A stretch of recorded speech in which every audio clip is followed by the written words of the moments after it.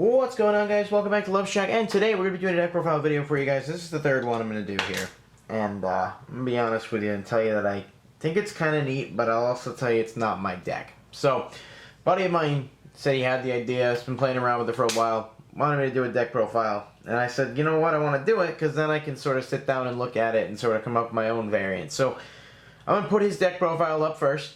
And then after I go through it, post a video, and have a chance to fuck around some more with it online on DevPro and stuff, I'm going to post a slightly updated variant of my own build with this. So this is going to be a two-part thing.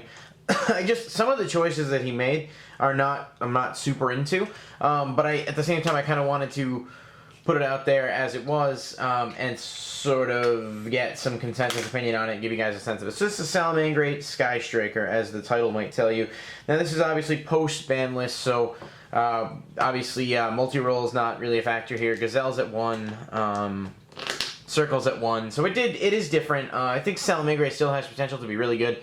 I don't know that it's the best deck anymore, but I do think it has potential to really still continue to see a competitive presence, because the deck is just sort of an engine with whatever the hell you want to play for hand drafts and stuff. So I think that's one of the most powerful assets that it has.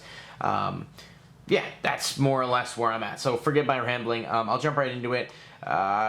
Couple of proxies in here, not a lot. I don't like to do it often. I'll pop the card up on the screen during that moment so you can see an actual copy of what it does, even though most of you may know, but just for the sake of completeness. And then at the end of the video, like usual, I'll post up a full deck list. But hopefully you guys do watch through. I'll try to explain some of the choices, talk about it a little bit, although, you know, it is a little bit more streamlined than some other decks. So let's get into it. Triple Flame Buffalo. I think with the advent of the hits and Gazelle, this card is still really strong.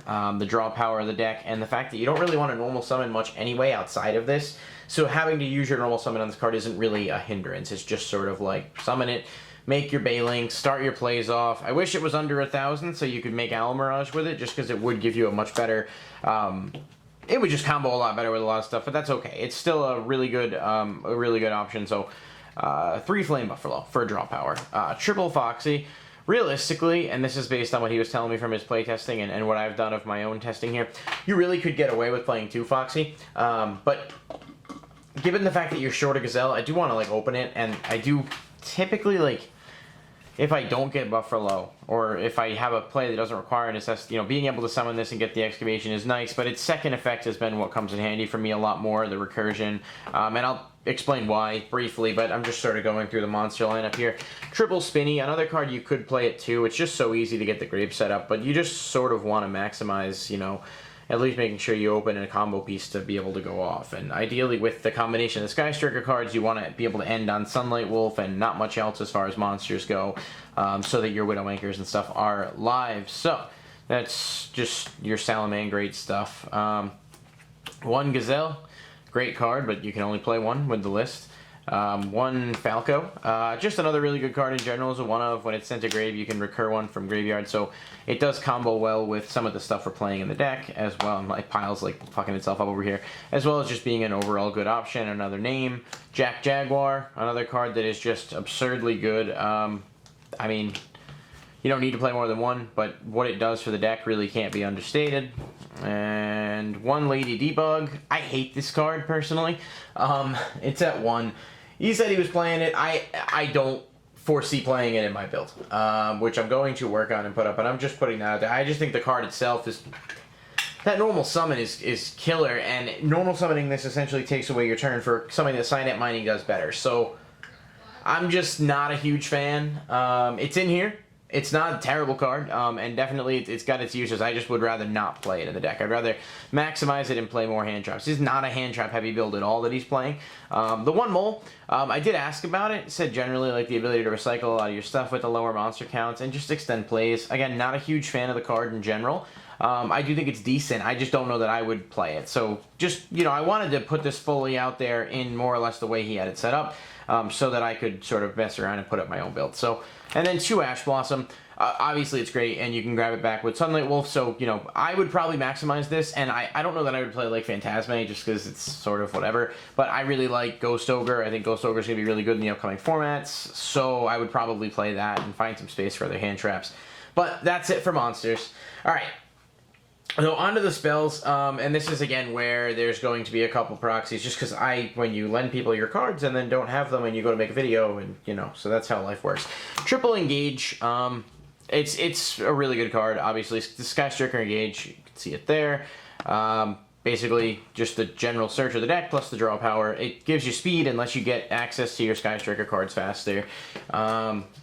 Yeah, it's 2 prints, Duelist Saga, and then Battles of Legend, and it's also more than likely going to be in the Megatin. So if you don't have them now, or they're a little pricey for you, you should have the opportunity to get them soon. And triple YuGiOh Anchor. This card's not expensive. I just don't have my extra copies on me, and I'm like, I want to do this. So again, YuGiOh Anchor, it's just insane. I really am surprised this card didn't get hit in some capacity with the Sky Striker hits. I just think the card's really, really good. It should have had a once per turn effect. That would have really been the way to go. But these are all standard Sky Striker cards. 2 Sky Striker Airspace Area 0. So I like this card a lot, and you're playing a decent amount of Sky Striker cards. You got the 6 there, as well as your Hornet drones, which I there, and the 2 copies of Area 0 itself. So that's a total of 8 Sky Striker cards. That's basically almost, I mean, it's not quite, but it's almost a quarter of your deck.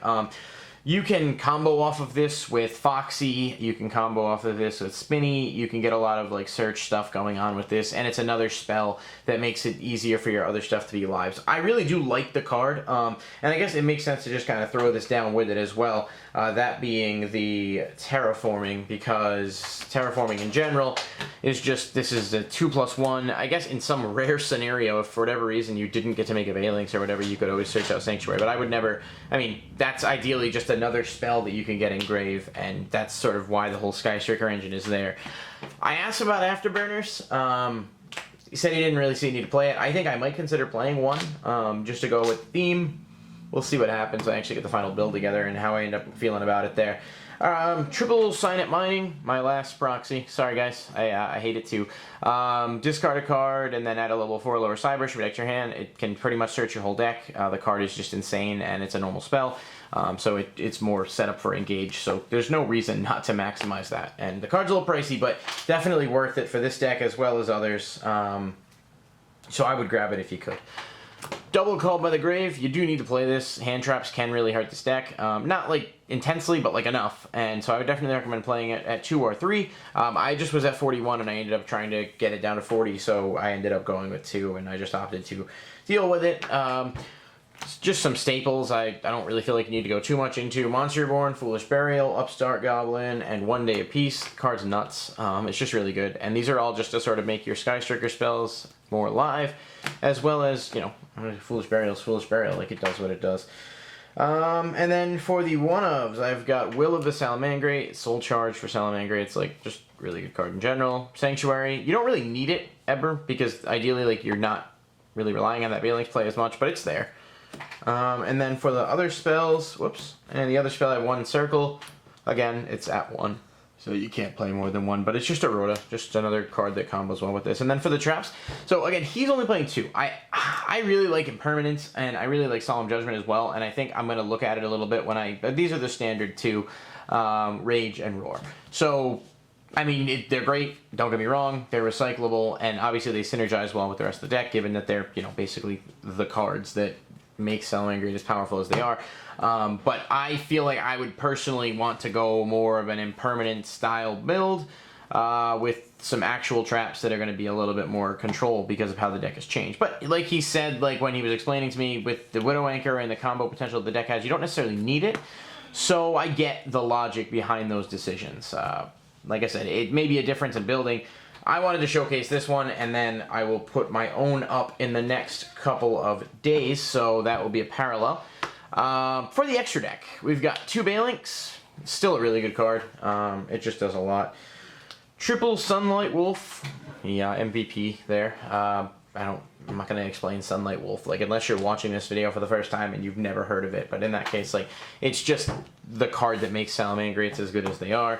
You ideally want to end on a Sunlight Wolf. And then your YuGiOh Anchors and stuff. So 2 Helio, it's still good. They can make this with ease. We've got just a couple of 1 Mirage Stalio. He said commonly the play of like making Mirage Stalio and ending on it is not as common in this deck as it is with some other ones, but it's still a really good card. One Kagari, because it's, well, one, it's a fire, two, you can make it off Hornet drones. And I guess, I mean, he's not playing any other ones. I guess you could, in theory, play another one of the Sky Strikers as well. Whether that's Shizuku or something else, because I think there's only a 13 here, so I'll throw a few extra things on that list at the end, just for what I would have it. And then, of course, the Update Jammer Transcode combo, and then Boral Sword, just another really good card. And since I said it's only 13, so like Boralo Dragon, Decode Talker, like whatever you really want to pop in there. At that point, you're not going to go into too much beyond what's there. The Nightmares are fine too. They do let you out stuff. So like I said, I sort of see this deck as an interesting concept that's definitely, you know, it's not groundbreaking. It's been a thing before, but I do think that it has potential to be a lot of fun. And just in the little bit of testing that I did with it, there's certainly some potential there. So to really heat things up. And I will be coming out with my own version of this shortly, within the next couple of days, sort of doing a little comparison and letting you know how I personally would play the build. I don't expect it to be drastically different, but I do expect that there will be some differences, so I want to post that up. But hopefully you guys did enjoy. If you did, please like, comment, and subscribe for more. Let me know what other deck profiles you want to see. Let me know how much this sucked. If you think it sucked, let me know what you play differently or how you do it. Obviously, you know, pure Salamangreat may still be better. I don't know. So you tell me below, and I will talk to you guys soon. But thank you, as always, for watching and being awesome. And we'll see you soon at Loveshack.